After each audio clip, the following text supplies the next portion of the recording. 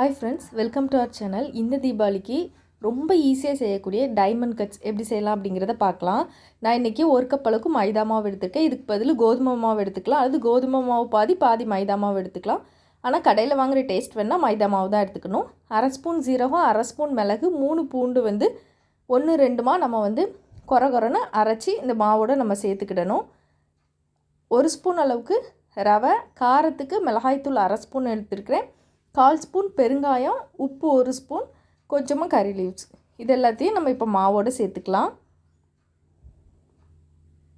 இப்போ 1-2 இந்த ஜீரகம், மிளகு, பூண்டை இடித்து இதனுடைய சேர்த்துக்கலாம். இப்போ எல்லாத்தையுமே நல்லா மிக்ஸ் பண்ணிக்கலாம். நல்லா சூடான ஆயில் அல்லது பட்டர் 1 ஸ்பூன் சேர்த்துக்கலாம். நான் இன்றைக்கி சூடான பட்டர் சேர்த்துக்கிறேன்.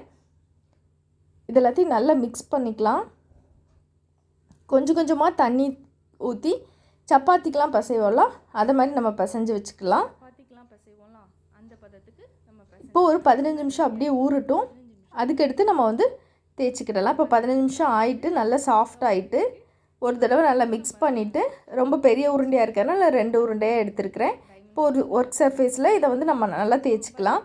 நல்லா மெல்லிஸாக நம்ம தேய்ச்சா தான் நல்லா நமக்கு கிறிஸ்பியாக நமக்கு கிடைக்கும். குட்டி குட்டி உருண்டையாக வச்சுனாலும் பண்ணலாம், அது டைம் வேஸ்ட் ஆகும். அதனால் மொத்தமாக ஒரு பெரிய உருண்டை எடுத்து பண்ணோம் அப்படின்னா ரொம்ப ஈஸியாக நமக்கு வேலை முடியும். கொஞ்சம் தடிமனாக இருந்துச்சுன்னா சவுன்னு இருக்கும். அதனால் நல்லா மெல்லிசாக தேய்ச்சிக்கிடலாம். மைதா மாவை 2 பக்கமும் நல்லா ஸ்ப்ரெட் பண்ணிக்கலாம். அப்போ தான் நமக்கு ஒட்டாமல் இருக்கும். இப்போ நம்ம கட் பண்ணிக்கலாம். டைமண்ட் ஷேப் வர்றதுக்கு ஃபஸ்ட்டு லாங்காக கட் பண்ணிவிட்டு அப்புறம் கிராஸாக கட் பண்ணோம் அப்படின்னா சூப்பராக நமக்கு டைமண்ட் ஷேப் கிடச்சிரும். கத்தி வச்சு லைட்டாக நம்ம கோடு போட்டுடலாம். இனி கிராஸில் கட் பண்ண வேண்டியதான். கட் பண்ணிவிட்டு தனித்தனி பீஸாக நம்ம எடுத்து வச்சுக்கலாம். அப்போ தான் ஆயிலில் போட்டு பொரிக்கிறதுக்கு நமக்கு வசதியாக இருக்கும். கொஞ்சமாக தனியாக எடுத்து வச்சுட்டு ஆயில் ஹீட் ஆனதும் நல்லா ஆயில் ஹீட்டாக இருக்கணும். அந்த டைமில் நம்ம மீடியம் ஃப்ளேமில் வச்சுட்டு உள்ளே போட்டு பொரித்து எடுத்துடலாம்.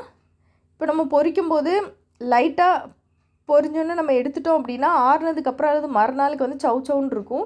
அதனால் நல்லா மொறுன்னு வர்றதுக்கு நல்லா கிறிஸ்பியாக நம்ம பொரித்து எடுத்துக்கணும். நல்லா பபிள்ஸ்லாம் அடங்கி கலர்லாம் சேஞ்ச் ஆகணும். அந்தளவுக்கு வந்ததுக்கு அப்புறம் தான் நம்ம ஆயிலேருந்து வெளியில் எடுக்கணும். நம்ம அந்த பூண்டு, மிளகு, சீரகம்லாம் நம்ம 1-2 பொடிச்சு போட்டிருக்கோம். சாப்பிடும்போது ரொம்ப சூப்பரான டேஸ்ட்டில் இருக்கும். நல்லா மெல்லிசாக தேய்ச்சிருக்கிறதுனால நல்லா சாஃப்டாக கிறிஸ்பியாக இருக்கும். ரொம்ப ஈஸியாக செஞ்சிடலாம். கண்டிப்பாக இந்த தீபாவளிக்கு உங்கள் வீட்லேயும் நீங்கள் செஞ்சு பாருங்கள். ரொம்ப சூப்பரான டேஸ்ட்டில் இருக்கும். தேங்க்ஸ் ஃபார் வாட்சிங்.